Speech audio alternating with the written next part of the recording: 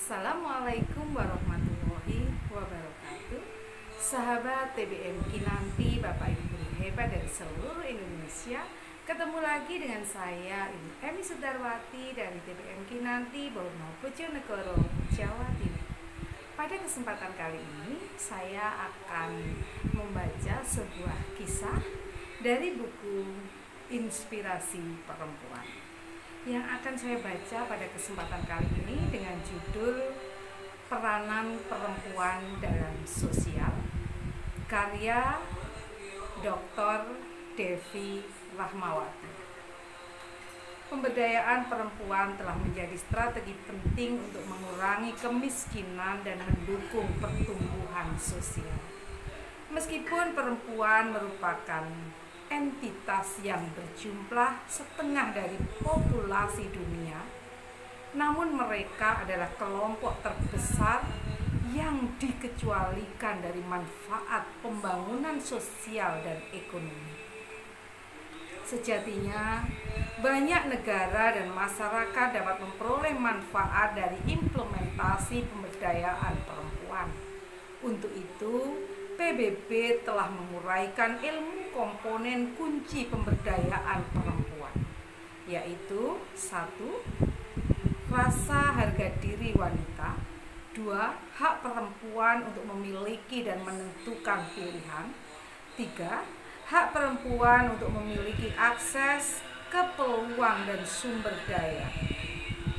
4. Hak perempuan untuk memiliki kekuatan untuk mengendalikan kehidupan mereka sendiri baik di dalam maupun di luar rumah. 5. Kemampuan perempuan untuk mempengaruhi arah perubahan sosial untuk menciptakan lebih banyak hal yang adil, tatanan sosial dan ekonomi secara nasional dan internasional. Setidaknya ada 11 tantangan perempuan di dunia modern ini, seperti KDRT, kekerasan seksual, penjualan manusia dipandang sebelah mata, stereotip budaya, tingkat pendidikan rendah, kesejahteraan sosial, kemiskinan, radikalisme, terorisme, isu SARA, pernikahan di bawah umur, dan kehamilan di luar nikah. Satu persatu masalah ini ditelaah dan diberikan solusinya.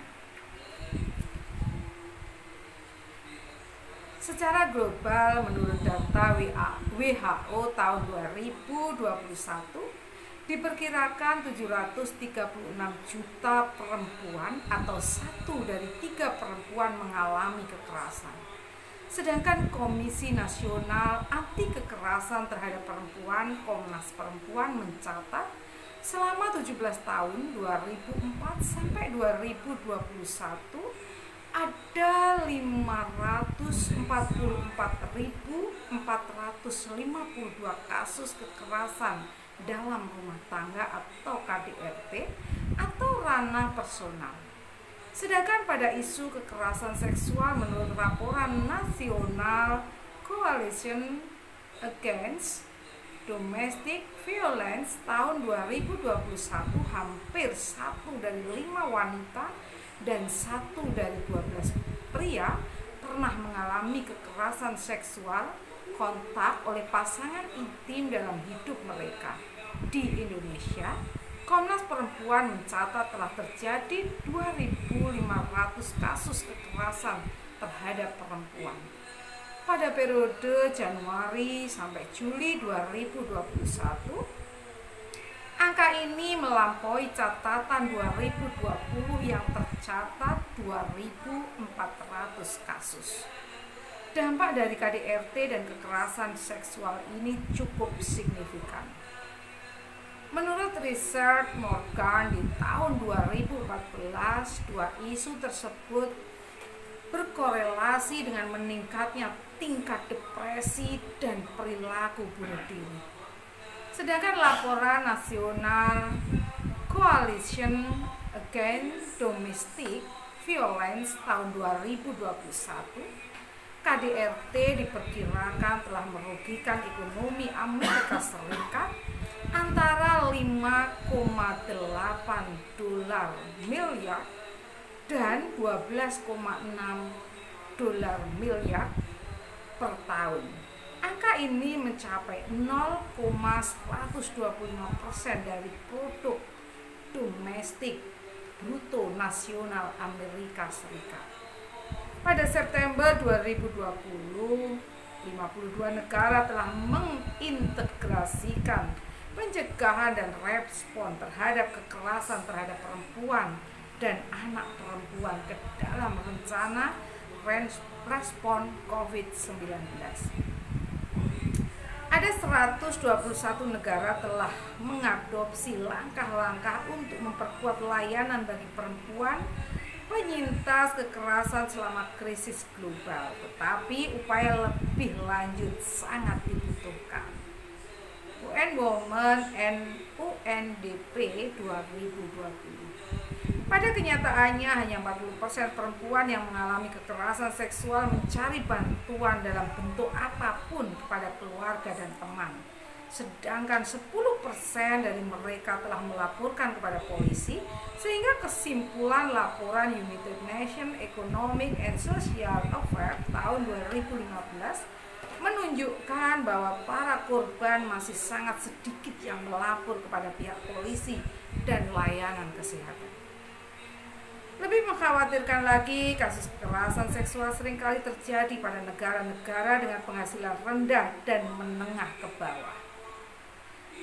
Lebih lanjut lagi, KDRT dan kekerasan pada perempuan bisa mematikan bagi korban. Bagi wanita dan anak perempuan, rumah menjadi tempat paling berbahaya. Menurut laporan United Nations Office on Drugs and Crime tahun 2019, pada tahun 2017 secara global, sekitar 58% pembunuhan perempuan dilakukan oleh pasangan atau anggota keluarga.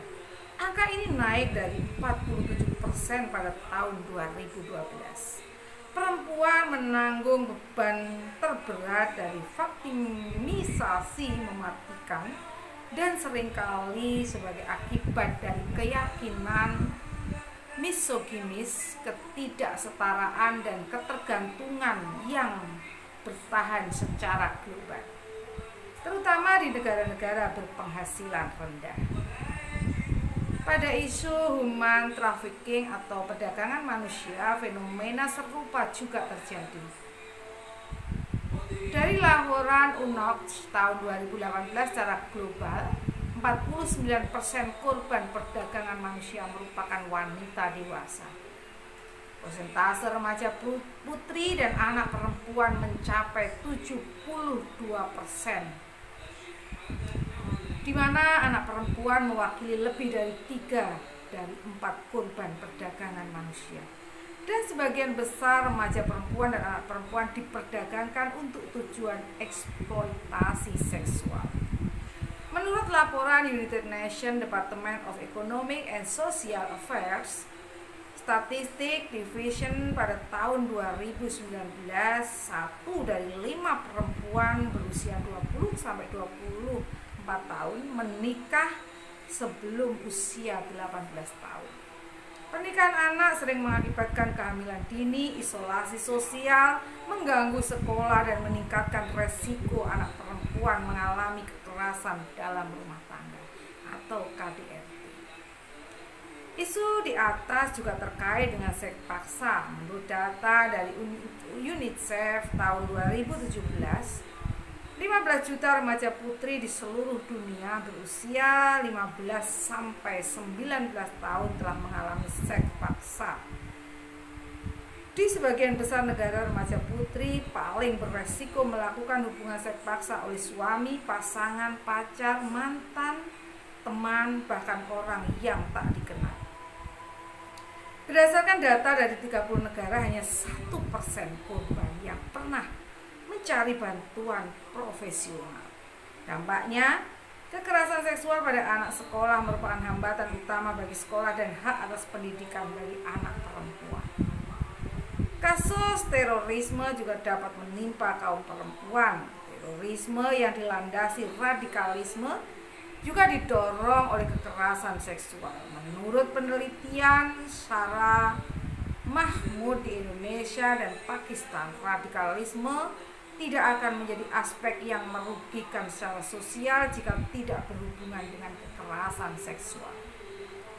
Kasus teror pun meningkat berdasarkan hasil evaluasi yang dilakukan oleh Center of Strategic and International Student atau CSIS. Terdapat 16 kasus terorisme mulai tanggal 1 Januari sampai dengan 31 Agustus 2020.